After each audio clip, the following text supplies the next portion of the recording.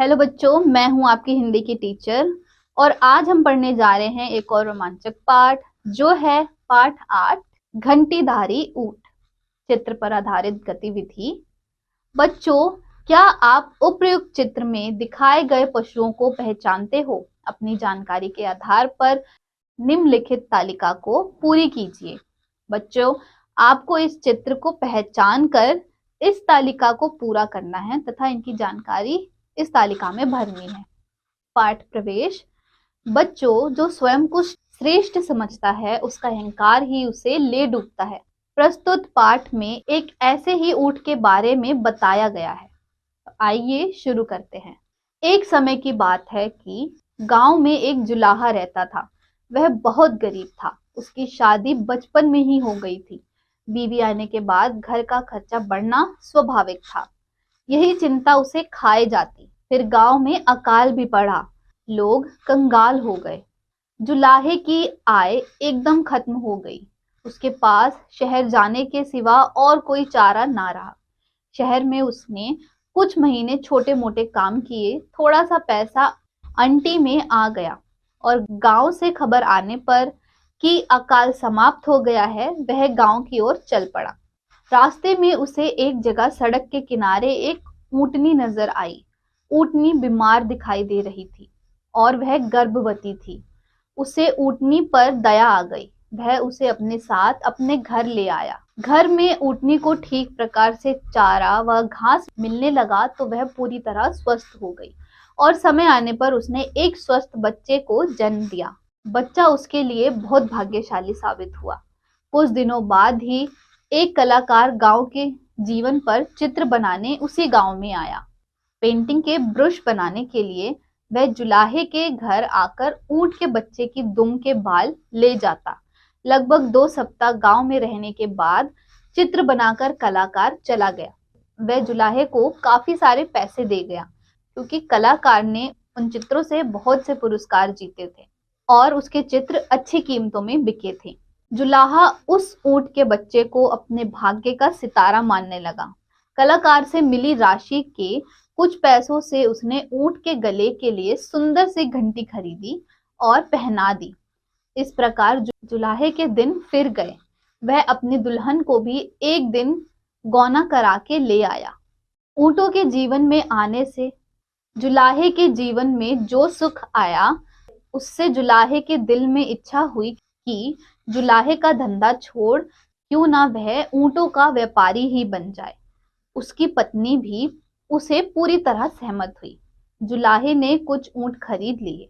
उसका ऊंटों का व्यापार चल निकला। अब उस जुलाहे के पास ऊंटों की एक बड़ी टोली हर समय रहती थी।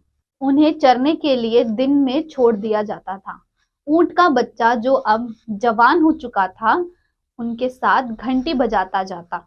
एक दिन घंटीधारी की तरह ही एक युवा ऊंट ने उससे कहा, भैया, तुम हमसे दूर दूर क्यों रहते हो? घंटीधारी गर्व से बोला, वाह, तुम एक साधारण ऊंट हो। मैं घंटीधारी मालिक का दुलारा हूँ। मैं अपने से ऊंचे ऊंटों में शामिल होकर अपना मान नहीं खोना चाहता। उसी क्षेत्र के वन में एक शेर रहता था। शेर एक ऊंचे पत्थर पर चढ़कर ऊंटों को देखता रहता था। उसे एक ऊंट अन्य ऊंटों से अलग थलग रहता नजर आया। जब शेर किसी जानवर के झुंड पर आक्रमण करता है तो किसी अलग थलग पड़े को ही चुनता है। घंटीधारी की आवाज के कारण यह काम भी सरल हो गया था। बिना आंखों देखे वह घंटी की आवाज पर घात लगा सकता था। दूसरे दिन जब ऊंटों का दल चरकर लौट रहा था, तब घंटीधारी बाकी ऊंटों से 20 कदम पीछे चल रहा था। शेर तो घात लगाए बैठा ही था। घंटी की आवाज को निशाना बनाकर वह दौड़ा और उसे मारकर जंगल में खींच ले गया। ऐसे घंटीधारी के अहंकार ने उसके जीवन की घंटी बजा दी। शब्द वाटिका। भाग्यशाली, अच्छी किस्मत वाला, लकी। दुम, पूंछ, तेल। राशि, धन, मनी। दुलारा, प्यारा, लवली। मान, आदर, रिस्पेक्ट। आक्रमण, हमला, अटैक। सरल, आसान, इजी। अहंकार, घमंड, प्राउड। यह भी जानिए। राजस्थान में ऊंटों की संख्या 3.26 लाख से कम होकर मात्र 2 लाख रह गई है। देश भर में ऊंटों की संख्या में कमी हो रही है। 2012 में पूरे देश में ऊंटों की संख्या 4 लाख थी, जो 2019 में कम होकर 2.5 लाख रह गई थी। भारत में घटती ऊंटों की आबादी को बचाने के लिए राजस्थान सरकार ने 2014 में ऊंट को एक आधिकारिक राज्य पशु घोषित किया और 2015 में इसे बचाने के लिए राजस्थान ऊंट वध का निषेध और अस्थायी प्रवासन का विधेयक पारित किया। ज्ञानवर्धक तथ्य: ऊंट 4 पैरों वाला जानवर है। वह रेगिस्तानी इलाकों में पाया जाता है। इसे रेगिस्तान का जहाज भी कहा जाता है। इसके 4 पैर, 2 आंखें, 2 कान और पीठ पर उभरा हुआ एक कुबड़ होता है। यह कुबड़ इसकी पहचान है, जो कि इसे अन्य जीवों से अलग बनाता है।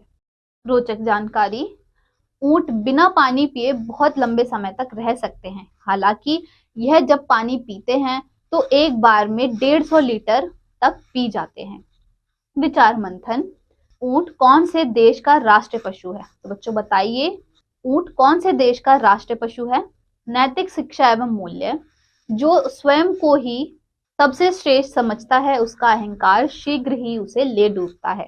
सटीक जानकारी: ऊंट के कुबड़ में क्या संचित होता है?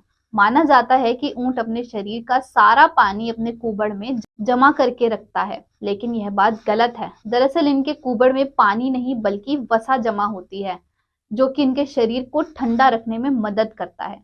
ऊंटों को रेगिस्तान का जहाज भी कहा जाता है, क्योंकि इनका उपयोग रेगिस्तान में वस्तुओं को लाने और ले जाने के लिए किया जाता है। बच्चों, क्या आप जानते हैं ऊंट की पलकों में 3 परतें होती हैं, जो उन्हें रेगिस्तान की धूल से बचाती हैं। विषय कुशलता: ऊंट एक शांत प्रजाति का जानवर है। शायद यही वजह है कि अरब संस्कृतियों में ऊंट को धैर्य, सहनशीलता और धीरज का प्रतीक माना गया है। ऊंट को चलता हुआ देखने पर लगता है कि धीमे चल रहा है, लेकिन यह 60 किलोमीटर प्रति घंटे की रफ्तार से दौड़ सकता है। हालांकि इस रफ्तार से यह अधिक समय तक नहीं दौड़ पाते, लेकिन फिर भी 40 किलोमीटर की गति से आराम से चल सकते हैं। ऊंट अपने पैर के विशेष डिजाइन के कारण रेत पर आसानी से चल पाते हैं। ऊंट के पैर में 2 पंजे होते हैं, जो जमीन पर रखने से फैलते हैं और रेत में धंसते नहीं हैं। निम्नलिखित प्रश्न का मौखिक उत्तर दीजिए। पहला, अरब संस्कृति में ऊंट को किसका प्रतीक माना जाता है? बच्चों, इसका उत्तर आपको अपनी कक्षा में मौखिक रूप में देना है। ज्ञानवर्धक तथ्य: राजस्थान सरकार ने 30 जून 2014 को ऊंट को राजस्थान के राज्य पशु का दर्जा दिया था, जिसकी घोषणा 19 सितंबर 2014 को बीकानेर में की गई। राजस्थान में सर्वाधिक ऊंटों वाला जिला बाड़मेर तथा सबसे कम ऊंटों वाला जिला प्रतापगढ़ है। रेवरी या रवारी ऊंट पालक जाति है। बच्चों, इस पाठ में बस इतना ही। मुझे उम्मीद है इस पाठ से आपको रेगिस्तान तथा ऊंटों के बारे में कई सारी जानकारी मिली होगी। अब हम मिलेंगे अगली कक्षा में एक नए पाठ के साथ।